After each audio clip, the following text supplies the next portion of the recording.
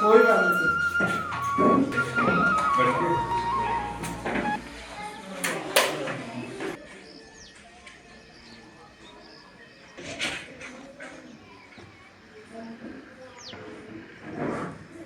तो आज की बैठक है सिविल तो सितंबर माह में आजाद रेगुलर संगठन की बैठक में जो भी आपको मतलब क्या कहते हैं पाठ दिए गए थे किसी विद्यालय को इंग्लिश में दिया कहीं हिंदी में दिया कहीं और क्या कहते हैं इंग्लिश में दे दिया कहीं गणित में। जैसा कि पिछली हर माह हमारा ये बैठक चलती है तो हम लोग कंडीशन ने हर विद्यालय को परिचय देना भी लाजमी बन जाता है कि आप भी जान सकें नाम क्या भी।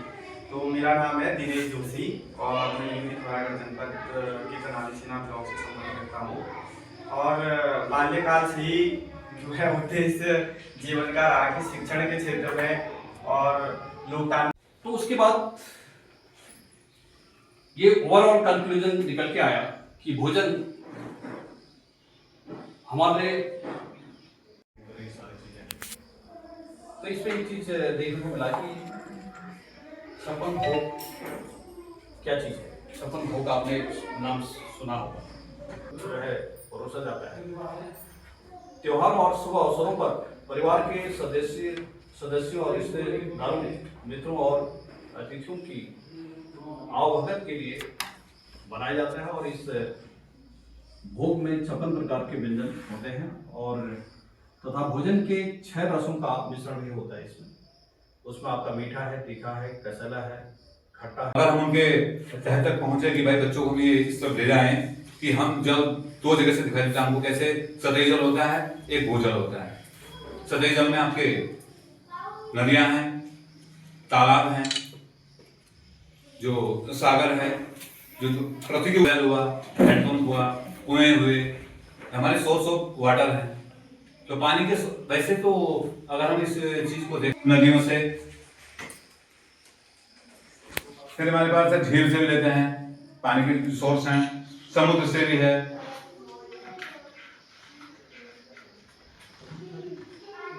तालाब से भी है, नहर से भी है। तो मैंने बच्चों को तब तो मना किया, फिर मैंने कहा बताओ कैसे सीख सकते हो। उन्होंने कहा सर मैम हम टच करके सीख सकते हैं। जैसे पानी गिर रहा है तो हम उसे टच करेंगे तो हमें लगेगा कि हाँ कुछ गीली चीज है जो हमारे हाथ से बह रही है। इसी के आगे सर मैंने फिर उसके बाद अपना टॉपिक अनाउंसमेंट किया उन्हें। So student today will be study about the story of Helen Keller. उसके बारे में फिर मैंने उन्हें स्टोरी शुरू की। सर एक छोटी सी लड़की है, उसका जन्म हुआ है एक छोटे से शहर में अलेबामा में। तो उसके माता पिता ने उसका नाम रखा है हेलन केलर। तो बच्चों को मैंने बता भी दिया जैसे कुत्ता बना कोई चीज मतलब दांत से ऐसे ऐसे काट के खाना उस चीज को, तो कुत्ता बना है। फिर यहाँ बता दिया एक बटन देखो, ये यहाँ पर थोड़ा बहुत कुत्ता रखा है और यहाँ पर शाही हमारी बिजली पड़ी है और यहाँ पर अनाज रखा था। और जैसे हम कमरे में गए तो पूरा अनाज हमारा बिखरा हुआ है, बोरे में था किसी में था, उससे बाहर को थोड़ा बिखरा हो गया है। जैसे पैटर्नों के प्रकार होते हैं, शब्द पैटर्न, आकृति का पैटर्न, वस्तु पैटर्न। जैसे कोई वस्तु है या आकृति है, जैसे ये वर्ग है, त्रिभुज है, त्रिभुज ये आयत है। फिर महीनों के नाम होंगे, एक वर्ष में कितने महीने होते हैं। और कुछ शब्द है जो हमने विलोम शब्द जो है सुंदर लेख से लिखो और याद करो। जैसे पाप है, पुण्य है, ये उजाला अंधकार है, कुछ ये ऐसे विलोम शब्द बनाए हैं। ये है नाव बनाओ भैया मेरे जल्दी आते। एक छोटी सी बच्ची है जो अपने भैया को बुला रही है कि मेरे लिए नाव बना दो। वह देखो पानी आया घिर घिर कर बादल छाया, 7 समुंदर भर लाया, तुम रस का सागर बन जाओ भैया मेरे जल्दी आओ। पानी सचमुच खूब पड़ेगा, लंबी चौड़ी गली भरेगा। Words that sound the same as another word. Sound उनकी उन लोगों का अर्थ अलग होता है वर्ड्स बट है डिफरेंट मीनिंग एंड स्पेलिंग और उसमें मीनिंग नो। जैसे फर्स्ट है बी, ये बी ये है, इसी का लिखा हमने इसके अंदर टू एग्जिट। पेंसिल, बड़ी पेंसिल, छोटा पेड़, बड़ा पेड़ या पत्थर, छोटी बड़ी चीजें दिखाकर उनको बताया कि ये छोटा है बड़ा है। अब जैसे यहाँ पर एक बड़ी पेंसिल थी, एक छोटी पेंसिल थी, और साथ ही बच्चों को मैंने प्रत्यक्ष रूप से भी दिखाया। उसके बाद उनको प्रत्यक्ष रूप से भी पेंसिल दिखाई ऐसे। तो बच्चों को जब मैंने पूछा तो उन्होंने बताया कि ये बड़ी पेंसिल है और ये छोटी पेंसिल है। काफी पेड़ पौधे होते हैं तो उनको पूछ लिया, बेटा इसमें कौन सा पेड़ बड़ा है, कौन सा पेड़ छोटा है। सीखा मुझे 10 आदमी 12 आदमी कुछ गया। संख्या 44 में कितने दाहे कितने इकाई? ये 44 है, इसमें इकाई दाहे कौन इकाई है, कितना दाहे है? इसमें हम 4 इकाई 4 दाहे। डाकिया कौन होता है और एक डाकिया जिसमें हम लेटर डालते हैं लाल डब्बा क्यों होता है और इसका ऑफिस कैसे होता है, ये पूरे देश में किस तरह से काम करता है। तो मैंने बच्चों को पहले इसको डिफाइन किया है। तो सबसे पहले मैंने डाकिया के बारे में बताया कि डाकिया कौन होता है। तो डाकिया के बारे में होता है कि डाकिया एक सरकारी कर्मचारी होता है और उसका काम होता है कि चिट्ठियाँ, पार्सल, मनी ऑर्डर और कई नियुक्त पत्रों को मतलब आपके पास पहुँचाता है।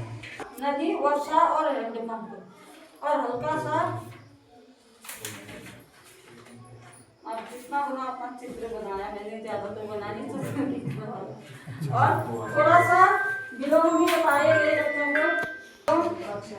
आग का पानी, छोटा का बड़ा, मानव का दाम, आज कल।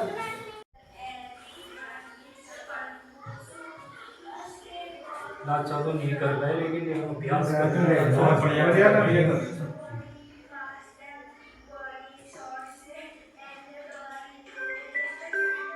धान हो गया, गेहूं हो गया, बाजरा हो गया, रागी ज्वार हो गई। ये जो क्या होता है अनाज से मोटा अनाज इनमें सबसे ज्यादा ऊर्जा की मात्रा है।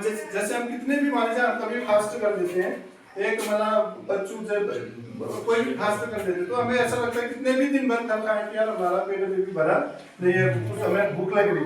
तो अनाज व ऑर्गेनिज्म में कार्बोहाइड्रेट प्रचुर मात्रा में पाया जाता है और प्रचुर मात्रा में पाया जाता है, जिससे बच्चों को क्या मतलब सीधे ऊर्जा मिलती है।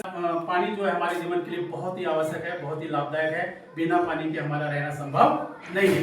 लेकिन जो ये पानी हमारे लिए इतना आवश्यक है, ये पानी हमें प्राप्त कहाँ से होता है, कहाँ से हम इनको प्राप्त कर सकते हैं?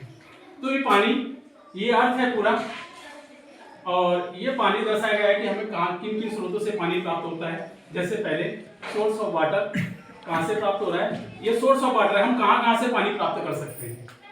तो पानी प्राप्त करने के लिए जैसे ये है रिवर, हमें पानी नदियों से प्राप्त होता है। दूसरा पॉन्ड, तालाब, इसके अलावा हमें पानी जो है तालाबों से भी प्राप्त होता है। हूँ पानी से, धोता हूँ पानी से, मुन्ना बोला नानी से, मुन्ना बोला नानी से, मुँह धोता हूँ पानी से, मुँह धोता हूँ पानी से, मुन्ना बोला नानी से, मुन्ना बोला नानी से। स्रोत है, वर्षा के स्रोत हैं, प्रोटीन हो गया, एंड विटामिन एंड खनिज लवण हो गए। और ये भी बच्चों को बताना है कि ये भोजन से ताकत ऊर्जा मिलती है, वृद्धि विकास करने वाला भोजन ये है, रोगों से बचाने वाला भोजन ये है, और ये शरीर की प्रतिरक्षा शक्ति बढ़ाता है। कभी इसकी कमी हो गई तो ये पूरा करता है। ये होगी इसके बारे में ये जानकारी बच्चों को देते हुए एक छोटी सी कविता मैंने भी लिखी हुई है। इसमें हमें लगती दौड़ लगाते हम, लगती है जब भूख हमें घर को दौड़ लगाते हम। रोटी सब्जी दूध दही, रोटी सब्जी दूध दही, दाल और चावल खाते हम, दाल और चावल खाते हम। मोटरसाइकिल है आदि बच्चे बोलते हैं। तो बच्चों से से पूछते हैं आपने कभी इन संसाधनों का उपयोग किया है, विकल्प का प्रयोग किया है नहीं किया है? तो बच्चे कहते हैं सर हम जीप से गए, कोई कहता है जी हम कार से गए या बस। पहाड़ों में अधिकांश यही है, ट्रेन तो नहीं है। अधिकांश बच्चे यही जानते हैं, अधिकांश बच्चों ने ट्रेन देखी भी नहीं है नहीं। तो अब ट्रेन का चित्र के माध्यम से हम दिखाया कि बच्चों हाँ एक पटरी है, पटरी पे ट्रेन चलती है और पटरी कहाँ बिछती है? जमीन पे बिछती है। Everybody stop. Everybody stop. Everybody stop. Everybody stand. Everybody stand. Everybody sit. Everybody sit. And raise your hand. And raise your hand. ये हमारा गांव जो बच्चे का गांव माना जाएगा, मैं भी वही हूँ या आप जो भी है। तो ये पोस्ट ऑफिस हो गया। पोस्ट ऑफिस में पत्र डालने का यहाँ से होता है, यहाँ से खोलने का बच्चे को हम बता रहे हैं। अब यहाँ क्या करेंगे, चिट्ठी डालते हैं। तो चिट्ठी बच्चे को आजकल तो पता है नहीं, हम हमारे समय में तो फिर भी चलता था थोड़ा बहुत। तो अब तो मोबाइलों का ज़माना है, तो चिट्ठियों का आदान प्रदान थोड़ा कम होता है। तो इसलिए पत्र का उसमें एक लिफाफा बनाया गया है। तो ये लिफाफा हम यहाँ पर पता लिखने का होता है। यहाँ ये पिन कोड हो गया, इसके अंदर यहाँ से पत्र डाला जाएगा। अब कि अब बसंत ऋतु आ चुका है, ऊंचे ऊंचे पर्वत शिखरों में ठंडक कम हो गई है, बर्फें पिघलने लगी है, यानी कि गर्मी आना स्टार्ट हो जाते हैं। ये मार्च अप्रैल मई के बीच में लगभग बसंत ऋतु जाना जाता है। कहा जाता है बच्चे इस पर्व में फूलों से भरी डलिया को सबके देहली में जाकर दरवाजे को पूजा करते हैं और अपनी शुभकामनाएं देते हैं। साथ में एक लोक गाना भी गाते हैं, वो फूल दे छम्मा दे, फूल दे छम्मा दे, दैने द्वार घर भकार, दैनी द्वार घर भकार, यह देवी का बारंबार नमस्कार। बक्सा टाइप का बड़ा होता है वो, अनाज रखने के लिए होता है, लगभग 2 कुंटल 3 कुंटल बकार कहते हैं।